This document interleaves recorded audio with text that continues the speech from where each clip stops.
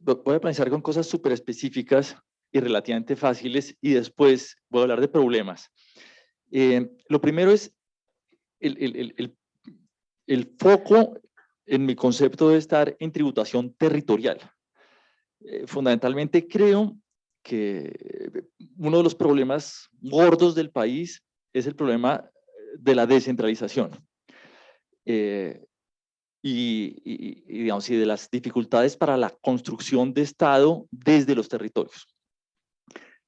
Sabemos, es una de las pocas cosas que sabemos, que el recaudo tributario de muchos municipios productores de cannabis y de coca es muy inferior a el valor de la producción bruta de esos cultivos. ¿Qué quiere decir eso? Que la posibilidad de esos municipios para ofrecer bienes públicos es mucho menor que la posibilidad que tiene digamos, el sector productivo de cultivos de uso ilícito para proveer esos bienes públicos. Entonces, buena idea, en ese orden de ideas,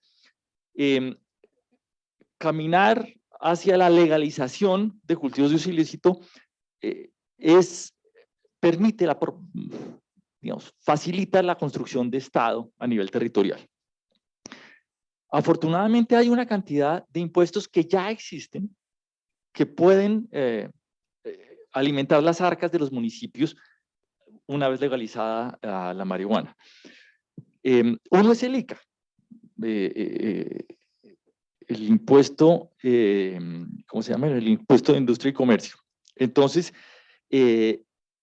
este impuesto le permite, o lo recaudan los municipios, y va sobre, sobre los ingresos brutos de actividades productivas, pero el sector agrícola está exento. Ergo, la parte agrícola de la industria canábica estaría exenta.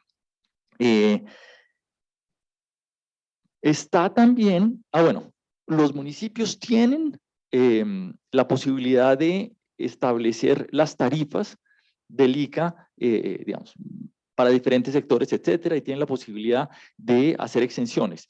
De manera que el ICA puede ser un mecanismo, es un pésimo impuesto, tengo que decir, pero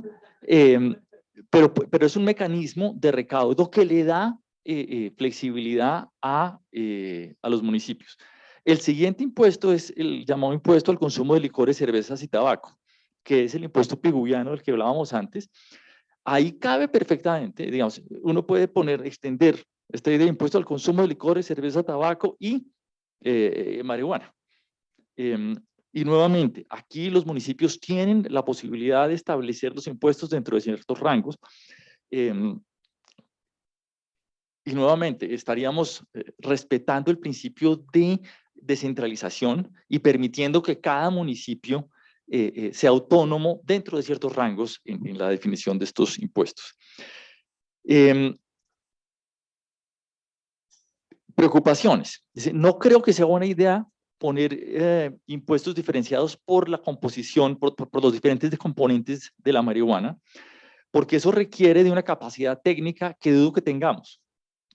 El ideal sería tener una información perfecta, saber la composición en cada uno de las hectáreas del Cauca, por ejemplo, y tener una regulación que responda a la realidad. Pero eso no lo sabemos. De manera que hay que ser minimalista en la regulación. No queremos una regulación que termine sacando del mercado a quienes queremos reparar. Tributación territorial. En tributación nacional hay dos impuestos que le pegarían directamente a esto: IVA y renta. Y claro, el impuesto de renta tiene una cantidad de particularidades. Una cosa interesante es que una de las 1000 exenciones que tiene el estatuto tributario tiene que ver con microempresa, pequeña y mediana empresa. Y entonces para nuevas empresas hay exenciones durante 10 años de renta. Eso vendría como anillo al dedo, porque digamos, estas pequeñas fincas se constituyen en empresas y tenemos 10 años para ver si empiezan a dar utilidades o no. Y ahí podemos tener la discusión de cuánto recaudo buscamos. Eh, pues voy a hacer trampa, porque no me puedo quedar hablando solo de tributación. Entonces, hay una cantidad de cosas que sabemos acerca de la legislación, de la legalización de la marihuana. En particular, infortunadamente, Uruguay no ha producido mucha evidencia empírica acerca de los efectos de la legalización, pero Estados Unidos tiene, no sé, hay 38.000 artículos de alta calidad, y por eso sabemos, por ejemplo, que uno de los efectos en el caso de Washington fue un incremento en el consumo de estudiantes de colegio, un incremento de consumo pequeño, entre 2 y 4%. Pero ojo, ¿qué quiere decir eso? Que hay que, básicamente, que no podemos vender esta historia como no vamos a tener ningún efecto. No, probablemente va a aumentar el consumo. La pregunta es, ¿qué hacemos ante esa eventualidad? Eso es lo malo. ¿Qué es lo bueno? No ha habido efectos sobre aumento en riñas y accidentes de tráfico, estas cosas que la gente teme. Sí ha habido reducción en muertes relacionadas con consumo de opioides. Es decir, hay evidencia que sugiere que la legalización ha generado sustitución más bien de otro tipo de drogas por cannabis. Lo cual en muchos casos es supremamente bueno, porque existe la sobredosis de alcohol, existe la sobredosis de opiáceos, no existe la sobredosis de cannabis. Entonces, desde el punto de vista de salud pública, si se produjera ese tipo de desplazamiento, pues tendríamos un resultado. También ha generado reducción de violaciones y delitos contra la propiedad. No tengo ni idea cuál es el canal, pero tiene que ver con la motivación de la legalización en Uruguay, que era precisamente reducir la criminalidad. Y bueno, por supuesto, generó aumentos en recaudo tributario en algunos estados de forma monumental.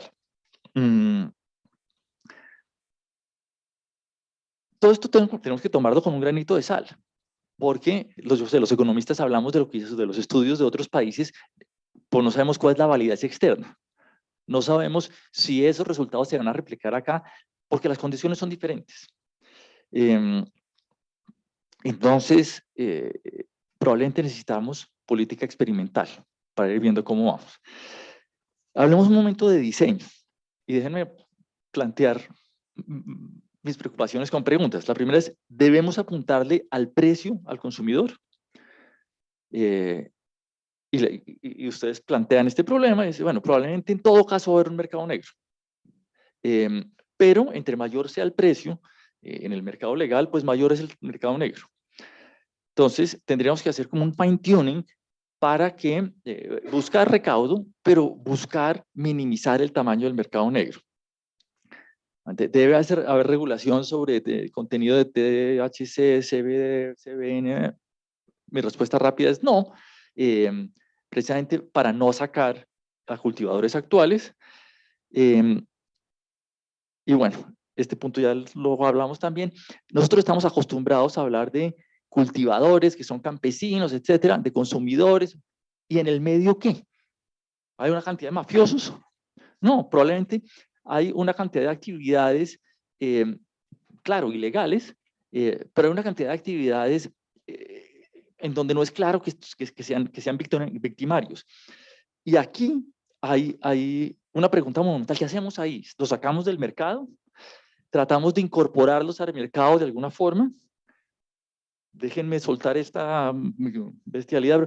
Tratamos de articular la propuesta con la idea de la paz total.